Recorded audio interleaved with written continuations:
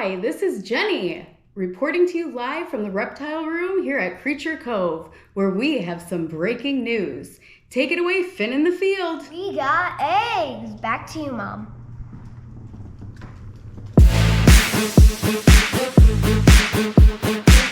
That's right, we've got eggs. I'm so excited. We have some Crested Gecko eggs here. We have 2 of them, and I am just over the moon. I'm gonna be a grandma. My babies had babies. So today we're going to move them into a nice container and then get them ready for incubation. So first we're going to pick our container. You can kind of use anything that has a lid and that can hold moisture and water.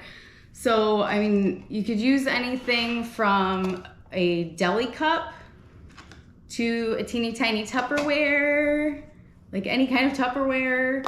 You can use bead box, I think it's for beads, that you get in the craft section at like Walmart. You can, and that's got like multiple holes. I don't think we'll use that right now because it's kind of like towards the end of the season, so I don't think we're gonna get many more eggs. You could use things like a pencil box, a kid's pencil box. But I think because we just have the 2 eggs right now, we will choose a little Tupperware. Very cute. So first off, we've got our lay box that I took out of Mom and Dad's enclosure. And in there we just have our sphagnum moss, and it's nice and moist. So they have it's kind of also like a little humid hide for them. And inside you'll see we've got little eggs. They're so cute and tiny. So we're gonna move this off to the side for a second. We've got 2 of them. They normally lay 2 eggs in a clutch, sometimes 1, but never more than 2. And we're going to prepare our substrate. So we've picked our container. We're gonna use our tiny Tupperware since we just have the 2 probably for the rest of the season. And we need to pick our substrate. We're gonna be using the Repeshy Super Hatch. I like this because it's a clay base, so it absorbs a lot of water, and you're gonna get great moisture being held in there. But you have a little bit to do before you get it going. So you're gonna fill your container with your substrate about 2/3 of the way full. So just about there. And then with the clay based, it starts off as a light color, brownish gray.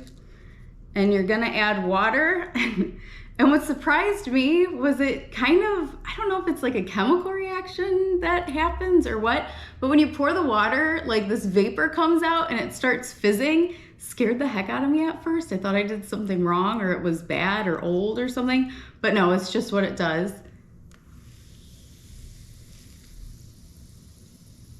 It's like a little science project and you get your little spurts of water coming out. So you're gonna fill that over the substrate and you're gonna let that soak for 5 minutes to make sure the clay absorbs all the water it can, and it'll hold it for a long time. Also, we poke 2 little holes in the sides of our container before we fill it, obviously, to allow for a little bit of air exchange. We don't want too much moisture getting out because we don't want the substrate to dry up. I always worry about mold, because if you get mold from too much moisture, then you can lose your eggs, and I want my grandbabies. So we're gonna pretend it's been 5 minutes. Move this off to the side. Actually, let me show you quick. After the 5 minutes, because you don't want to leave this water in here, you're gonna drain out all of the excess water. So you'll grab the lid to your container, and I just kind of plop it over, leave a little gap so that all your water can come out.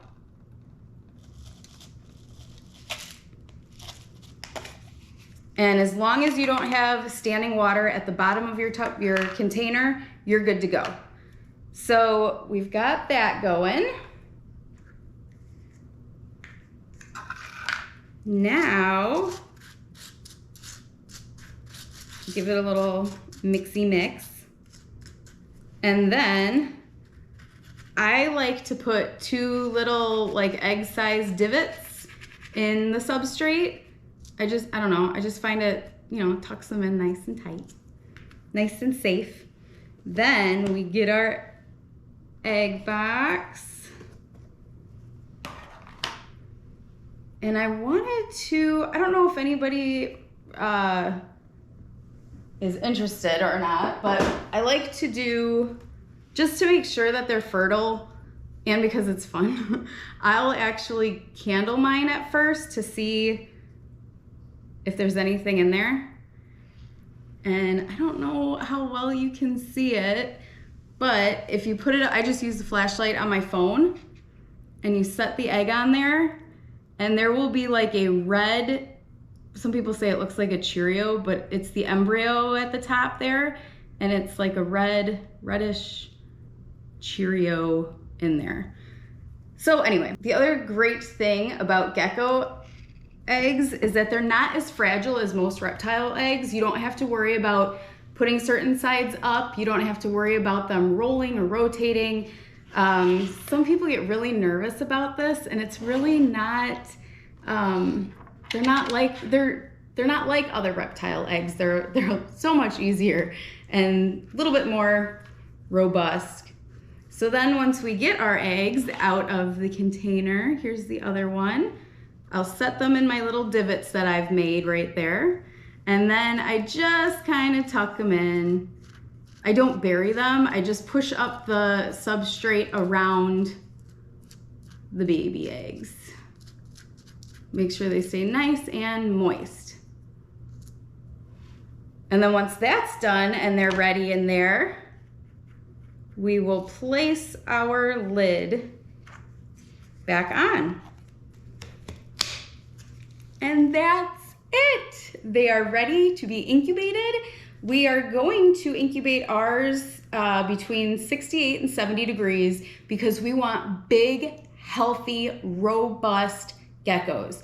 If you incubate at a lower temperature, it will take longer for them to hatch, but that's okay because you want your grandchildren to be big and healthy and strong.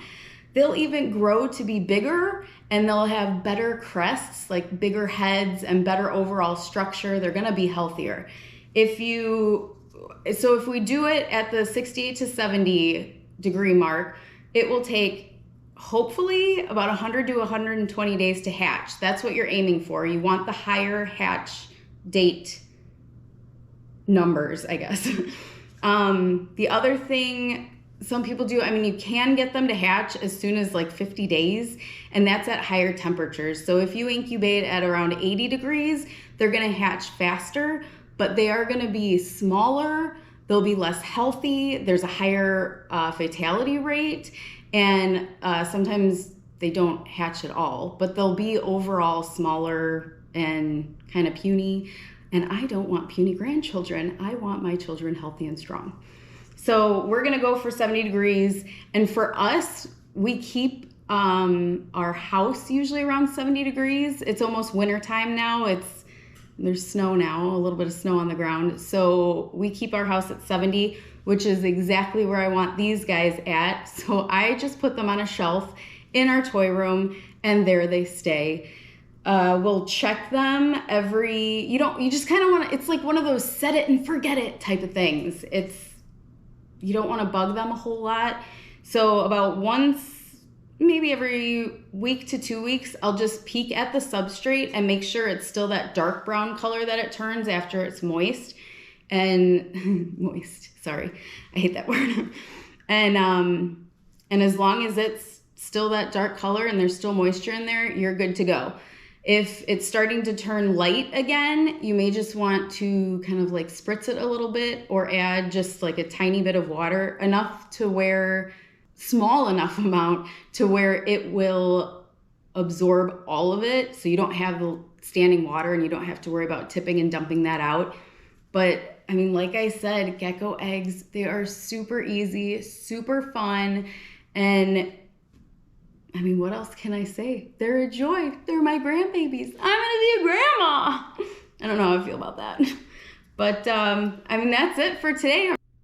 I'm back for a real quick second. I totally forgot to mention, after you have your eggs in your Tupperware or your container that you use, don't forget to label them.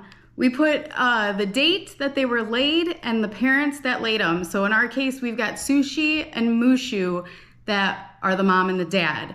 So that's pretty important if you have more than one pair of geckos. So you label them, you tuck them in, and we'll see you 100 to 120 days. Bye.